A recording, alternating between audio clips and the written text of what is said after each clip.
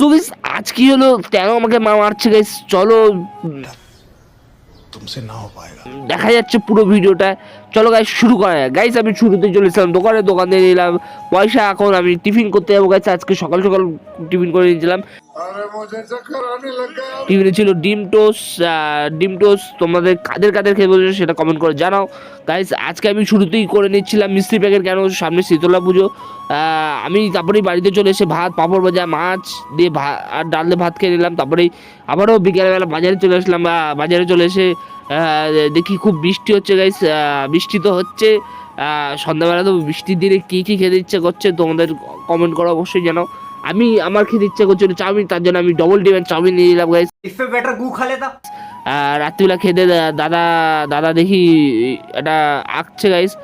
তারপরে বাড়িতে চলে এসেছি, মা বলছে কেন খাসনি, আমি বলছি খাবো না গাইস। আজকের ব্লগটা এই পর্যন্ত, বাই।